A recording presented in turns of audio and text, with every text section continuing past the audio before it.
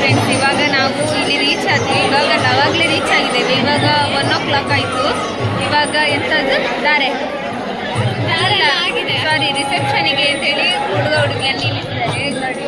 ನೋಡಿ, ಇನ್ನೊಂದು ಅಕ್ಕ, ಅವಳಿಗೆ ಚುರುಷಾಗಿಲ್ಲ ಹಾಗೆ. ಮತ್ತೆ ಜನ ಇಲ್ಲ ಇದ್ದಾರೆ, ತೋರಿಸ್ತೇನೆ ಆಯ್ತಾ. ಇವಳಿಗೆ ಇವತ್ತು ವ್ಲಾಗ್ ಮಾಡಲಿಕ್ಕೆ ಮರ್ಯಾದೆ, ಸೊ ನಾನು ಮಾಡ್ತಾ ಇದ್ದೇನೆ. Hi friends, welcome back to my YouTube channel. ನಾನು ಜಾಸ್ತಿ ಮಾತಾಡ್ದಿಲ್ಲ, ಯಾಕೆ ಅಂತ ಹೇಳಿದರೆ ಅದು ನನಗೆ ವೀಡಿಯೋಗೆ ಲೆಂತ್ ಜಾಸ್ತಿ ಆಗ್ತದೆ. ಅದಕ್ಕೋಸ್ಕರ ನನಗೆ ಈ ಮುಂಚಿನದಲ್ಲಿ ನಾನು ವೀಡಿಯೋ ಹಾಕಿದ್ದೆಲ್ಲ, ಅದರಲ್ಲಿ ಪಾರ್ಟ್ 1 ಅರ್ಧ ಮಾಡಿದಷ್ಟೇ. ಈಗ ಪಾರ್ಟ್ 2 ಕಂಟಿನ್ಯೂ ಆಗ್ತದೆ. ಈ ವ್ಲಾಗ್ನ ಲಾಸ್ಟ್ ತನಕ ನೋಡಿ. ಆ ಪಾರ್ಟ್ 1 ವ್ಲಾಗ್ಗೆ ನೀವೆಲ್ಲರೂ ಕೂಡ ತುಂಬ ಸಪೋರ್ಟ್ ಮಾಡ್ತಿದ್ದೀರಾ. 796 ಆಗಿದೆ. ಅದು 1K 2K 5K ಹಾಗೆ ತುಂಬ ಕೆ ಆಗಲಿ ಅಂತ ಈ ವ್ಲಾಗಲ್ಲಿ ಪಾರ್ಟ್ 2 ಅಂತ ಹೇಳಿ ಹಾಕಿದ್ದೇನೆ. ಲಾಸ್ಟ್ ತನಕ ನೋಡಿ. ನನಗೆ ಹೀಗೆ ನೀವೆಲ್ಲರೂ ಕೂಡ ಸಪೋರ್ಟ್ ಮಾಡ್ತಾಯಿರಿ. ನಿಮ್ಮ ಸಪೋರ್ಟಿಂದ ನನಗೆ 1000 ಸಬ್ಸ್ಕ್ರೈಬರ್ಸ್ ಆಗಲಿ ಸಬ್ಸ್ಕ್ರೈಬರ್ಸ್ ಕೂಡ ಅಷ್ಟೇ 796 ಇದ್ದಾರೆ. ಅದು ಇನ್ನೂ 1000 ಆಗಲಿ. 1000 ಸಬ್ಸ್ಕ್ರೈಬರ್ಸ್ ಬೇಗ ಆಗ್ಬೋದು ಅಂತೇಳಿ ಅನಿಸ್ತದೆ. ಆದರೆ ವಾಚ್ ಅವರ್ಸ್ ಮಾತ್ರ ನನಗೆ ಆಗೋದಿಲ್ಲ. ಯಾಕೆ ಅಂತ ಹೇಳಿದರೆ ವಾಚ್ ಅವರ್ಸ್ ತುಂಬ ಕಡಿಮೆ ಇದೆ. ಇದರದ್ದು ಲೆಂತ್ ಸ್ವಲ್ಪ ಜಾಸ್ತಿ ಬಂದರೆ ನನಗೆ ವಾಚ್ ಅವರ್ಸ್ ಕೂಡ ಜಾಸ್ತಿ ಬರ್ಬೋದು ಅಂತ ಹೇಳಿ ಅನಿಸ್ತದೆ. ಹಾಗೆ ಈ ವ್ಲಾಗ್ನ ಲಾಸ್ಟ್ ತನಕ ನೋಡಿ. ಟಾಟಾ, ಬಾಯ್ ಬಾಯ್, ಟೇಕ್ ಕೇರ್.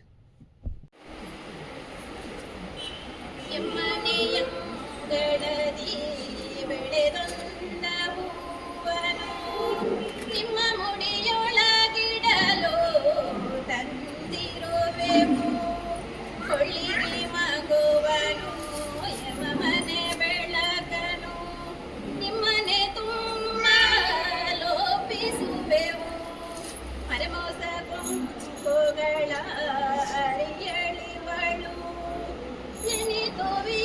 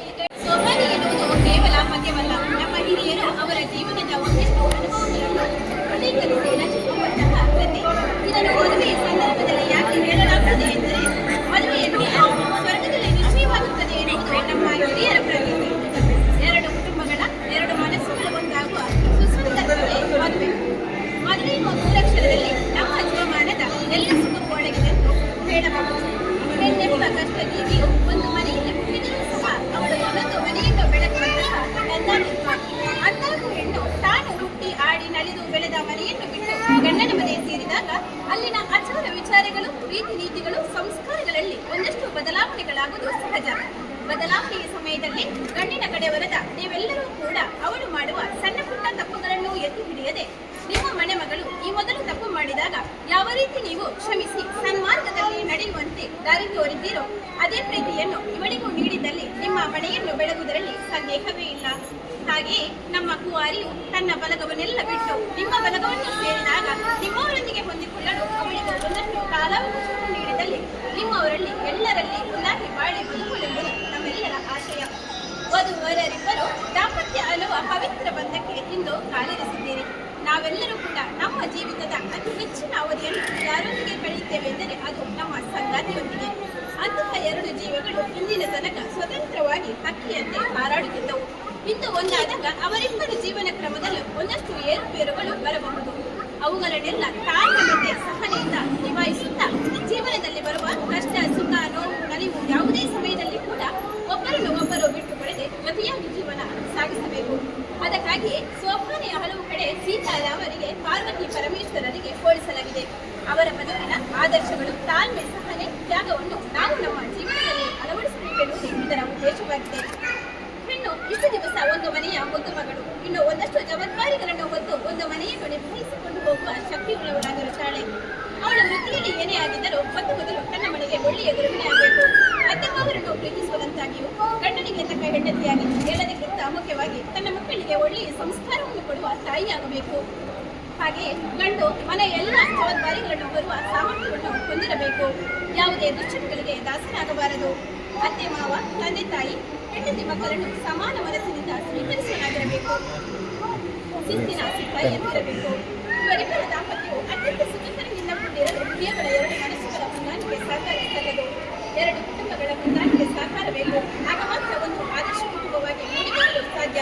ಒಂದು ಆದರ್ಶ ಕುಟುಂಬ ಮೂಡಿ ಬಂದಾಗ ನಾವೆಲ್ಲರೂ ಕೂಡ ಆರೋಗ್ಯಕರವಾದ ಸಮಾಜವನ್ನು ಕಾಣಬಹುದು. ಹಾಗೆಯೇ ದೇವರು ಕೊಟ್ಟ ಈ 4 ದಿನದ ಬದುಕನ್ನು ನಾವೆಲ್ಲರೂ ಕೂಡ ಹೊಂದಾಣಿಕೆಯಿಂದ ಭಾವನಾತ್ಮಕವಾಗಿ ಬದುಕೋಣ ಎಂದು ಹೇಳುತ್ತಾ ಎಮ್ಮ ಮನೆಯ ಅಂಗಳಿಗೆ ಹಾಡಬೇಕೆಂತೀನಿ.